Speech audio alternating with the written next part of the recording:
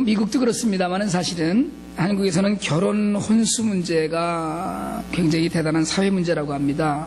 예전부터 늘 있어왔던 이야기이긴 한데요. 최근에 한국 여성가족부라는 부서가 있더라고요. 정부의 조사에 따르면 지난해 평균적으로 신랑은 결혼하는데 8천만 원, 신부는 3천만 원을 썼답니다. 왜 신랑이 많이 썼는지 이해가 잘 안 가는 거예요. 지금 왜 많이 쓴 것 같아요? 아들 가진 게 무슨 죄인가? 어쨌든 한 가정이 태어나는데 1억 이상의 돈이 든다는 이야기입니다. 우리로 얘기하면 10만 불쯤 든다는 거거든요. 그래서 어떤 유력 일간지가 1,000만 원에 결혼하자라는 캠페인을 다 하더라고요. 10만 불을 들여서 결혼식을 한다.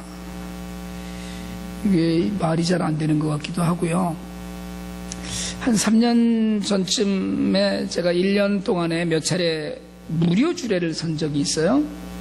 너무 참 말이 참 재밌는데 그 일을 계속 하고 싶은 일이었는데 당시 FGS에서 꽃, 사진, 드레스 이런 것들 협찬을 받아서 아마 제가 알고 있기로는 음식까지 협찬을 받아서 형편이 좀 어려운 분들을 위해서 무료로 결혼식을 해주었어요.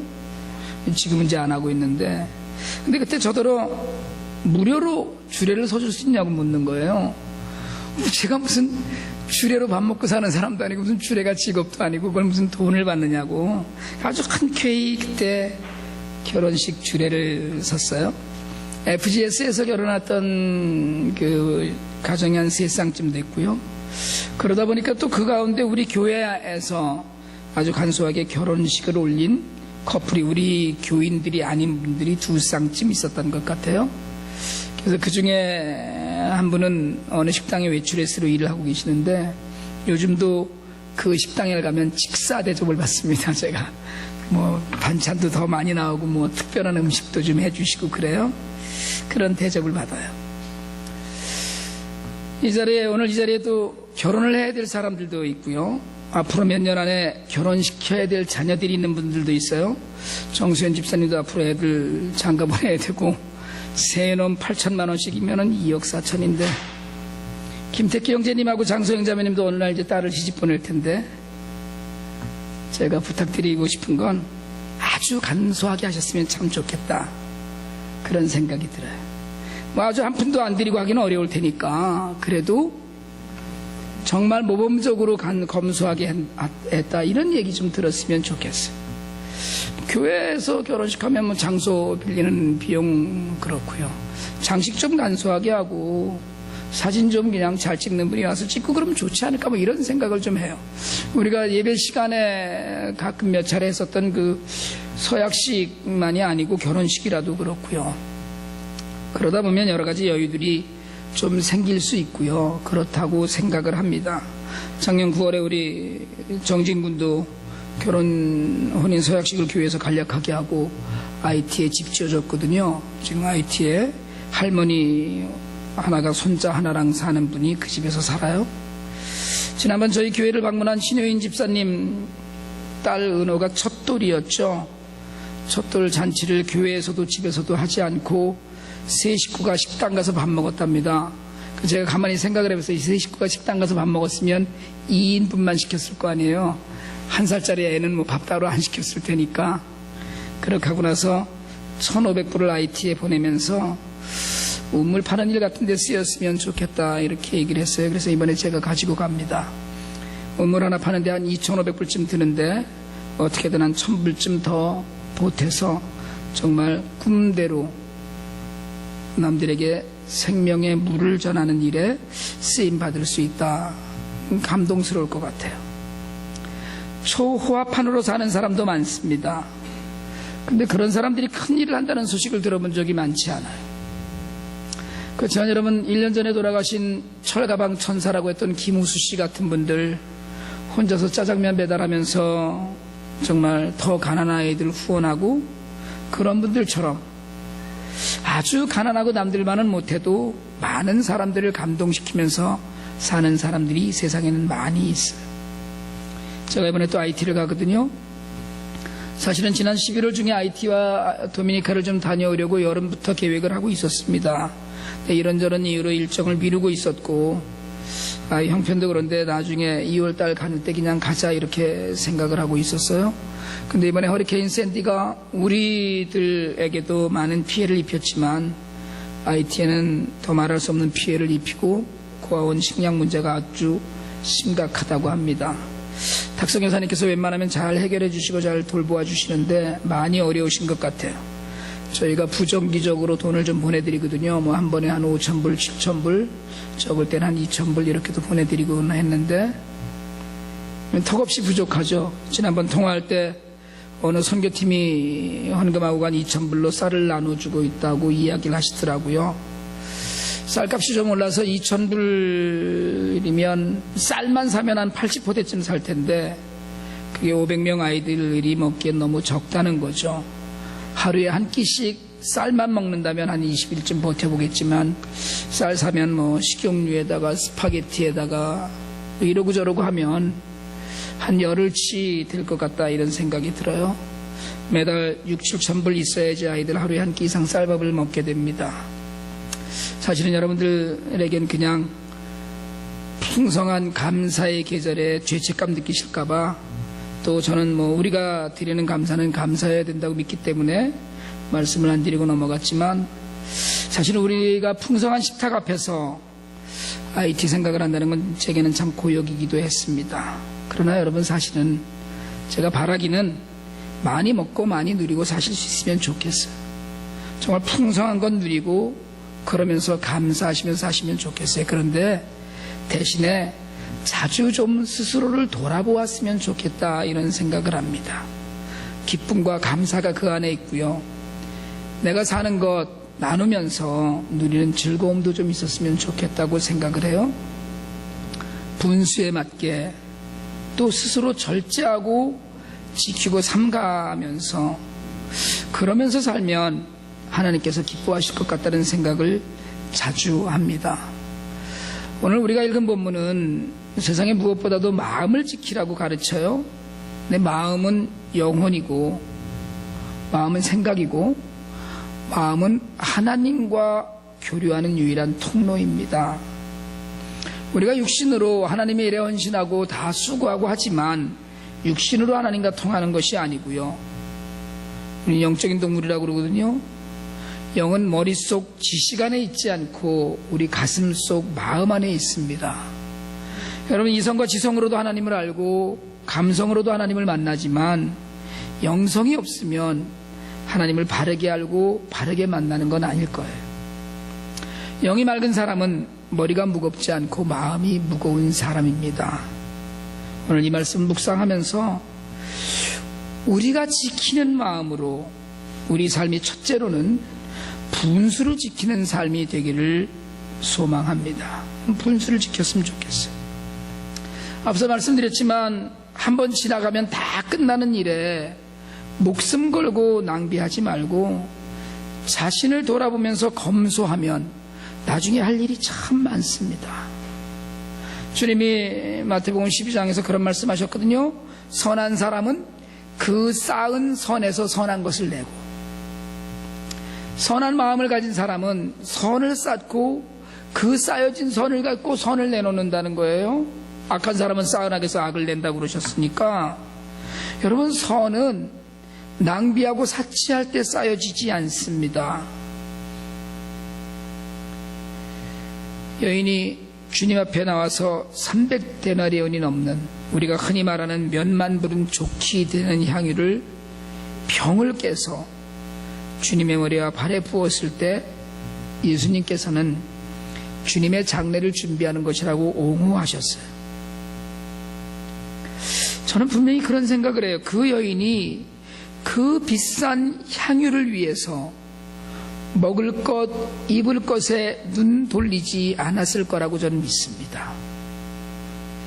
하지만 그렇게 해서 쌓아왔던 것, 그렇게 해서 준비했던 것을 쓸 때 쓸 수 있는 삶을 하나님께서 인정하신다고 믿어요. 아끼고 쌓은 선, 낭비하지 않고 분수를 지키면서 검소하게 살 때 주어진 삶 안에서 여러분 하나님 나라를 위해서 물질로, 삶으로, 시간으로 헌신할 수 있는 즐거움이 생깁니다. 기독교에서 전통적으로 적어도 1500년 이상 우리에게 전해준 7가지 기독교의 대죄라는 것이 있어요. 교만, 시기, 탐욕, 분노, 탐식, 나태, 정욕 이런 것들이에요. 너무 재밌잖아요. 7가지 씻을 수 없는 죄다 이렇게 해서 가톨릭에서는 여전히 요즘도 이걸 가르칩니다. 그 안에 탐식이라는 것도 들어있다는 거예요.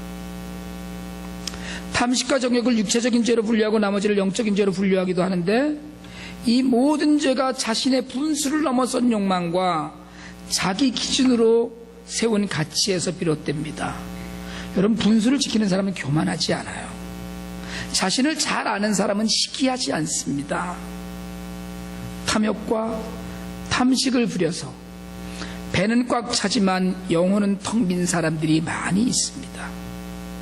분수를 지키는 사람은 함부로 입을 열지 않고 행실을 함부로 하지 않습니다.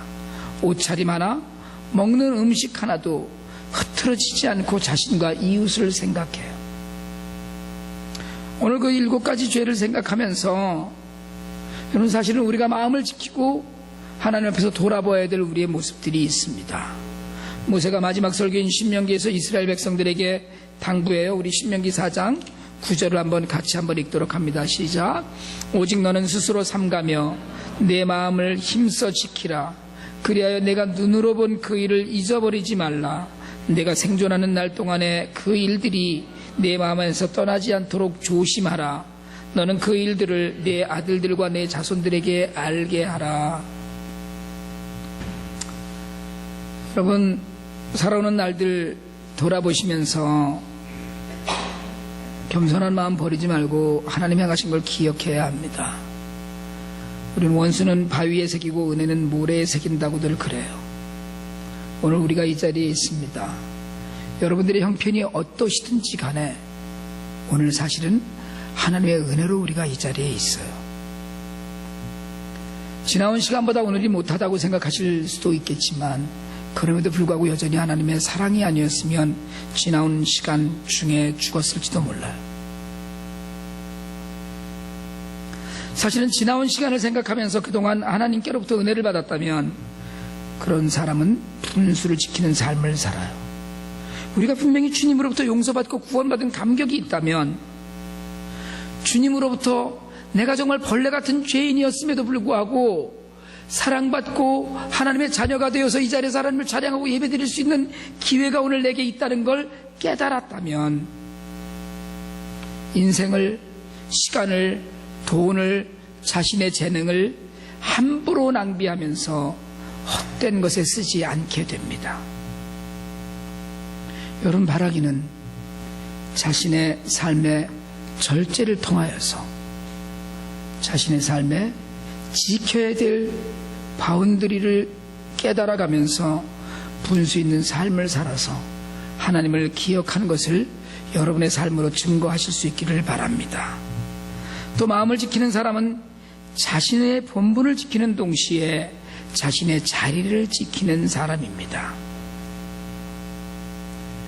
딸이 맡긴 6살 손자와 할머니가 전기세를 내지 못해서 전기가 끊어져서 촛불을 켜고 있다가 불이 나서 숨진 사건이 있었어요. 어렵다고 가출한 엄마, 부모가 마음에 들지 않는다고 집을 나간 아이들, 그리고 이런저런 이유로 노숙자가 편하다고 집 나간 아버지가 있어요.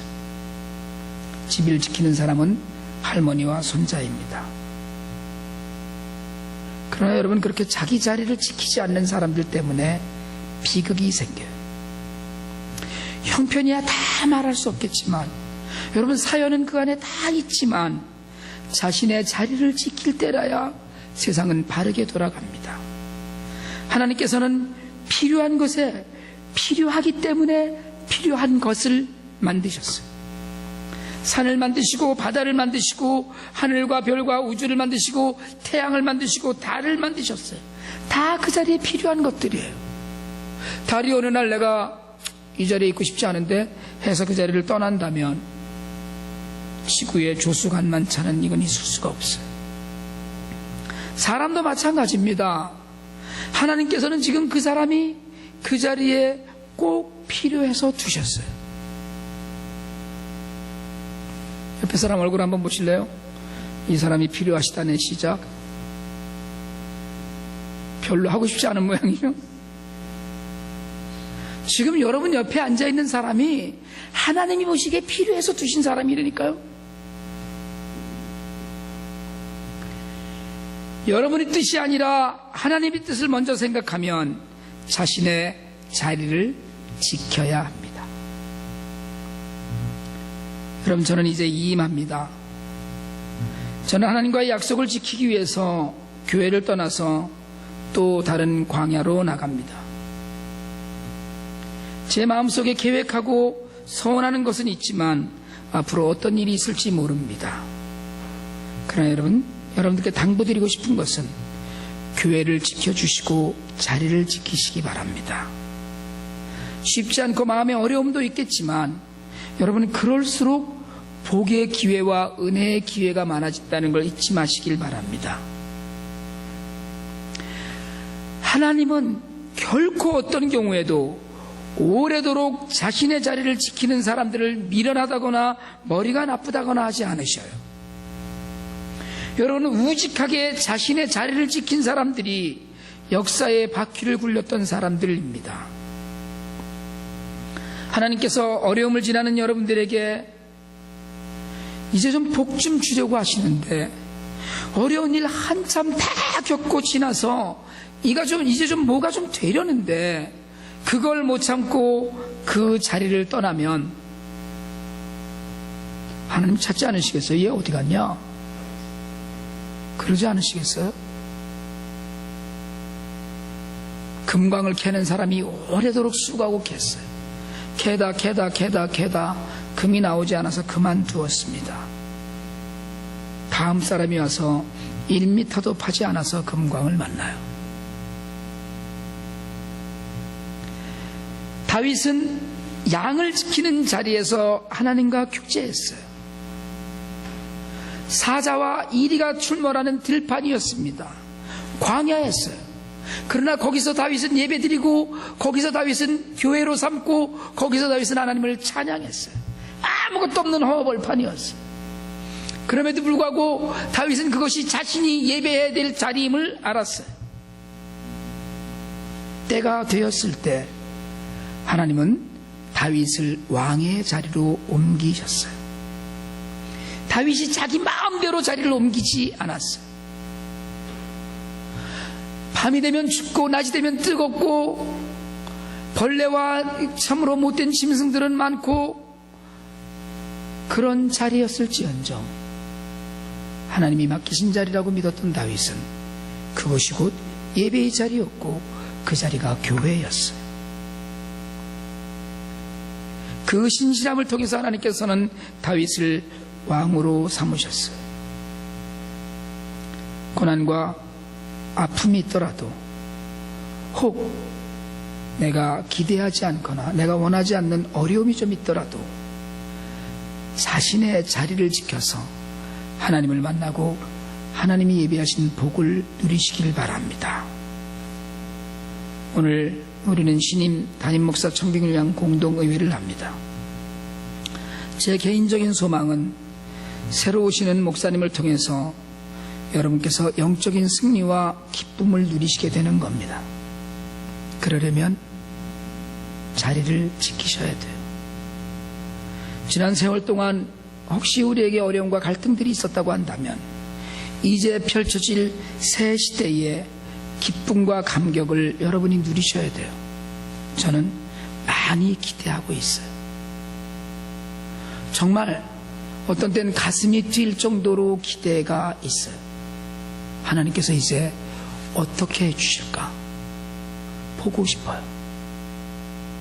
그러려면 여러분이 지키시는 자리에서 일어나는 역사에 여러분이 증인이 되어야 합니다. 마지막으로 이 모든 것이 마음에 있어요. 여러분, 마음을 지키는 것, 이것은 영혼을 지키는 일이에요.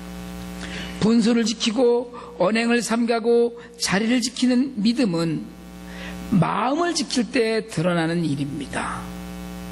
여러분 아세요? 옷을 맵시 입게 입는 사람은 속옷을 잘 입는 사람이에요. 속옷이 구겨지면 겉으로 드러납니다. 속옷의 밸런스가 맞지 않으면 아무리 덮어도 그것이 드러나요. 사람은 끝없이 변합니다.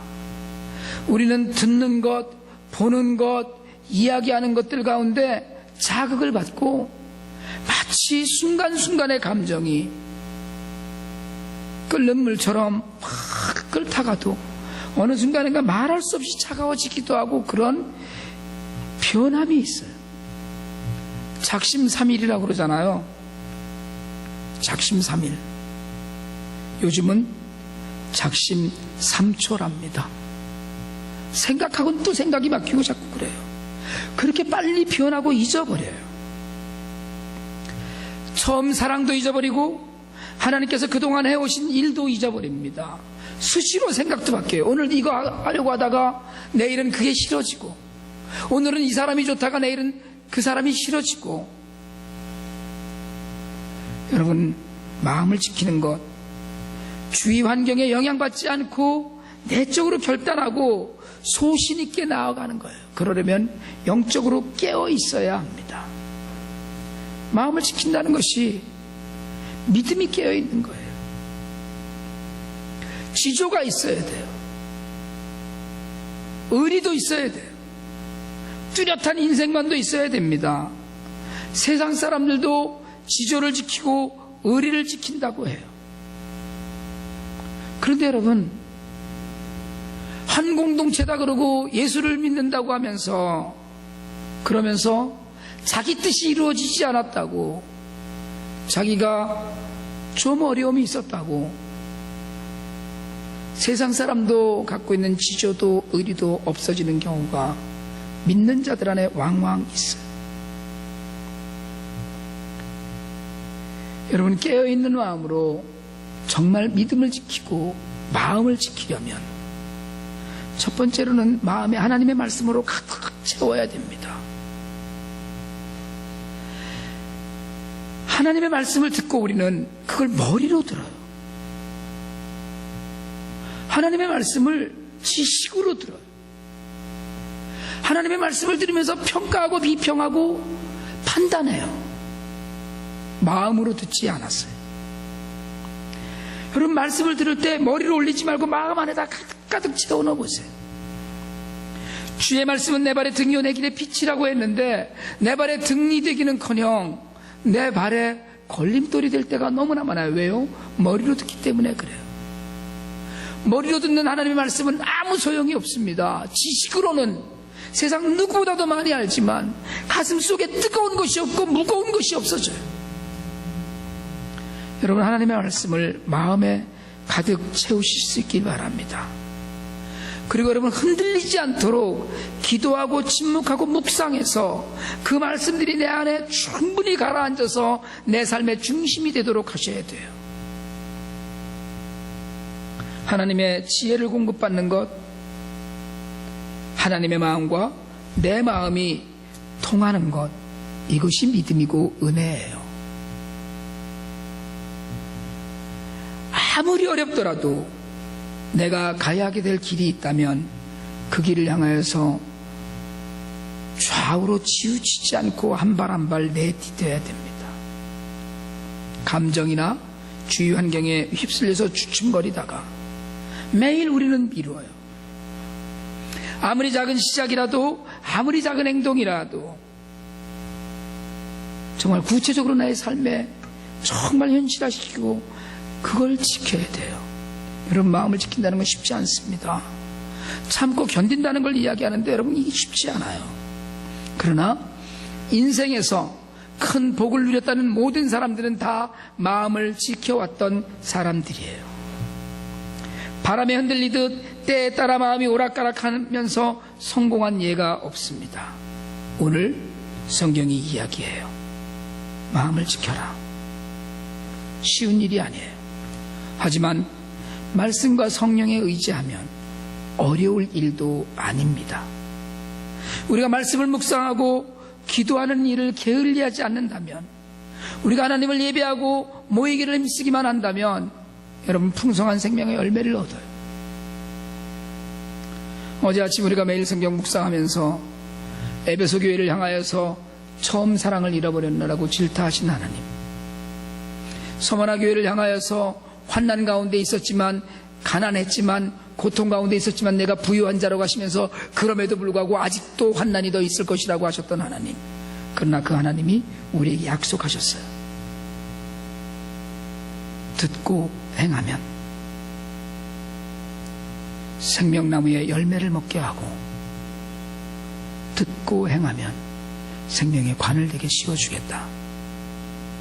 마음을 지키셔서, 여러분 마음으로 지키고 있는 것이 하나님께서 인정하셔서 모두가 정말 지킬 만한 것들 가운데 지키고 삼가면서 더욱 풍성하게 하시는 하나님의 은혜를 우리 모두가 함께 누릴 수 있게 되기를 주님의 이름으로 축원합니다.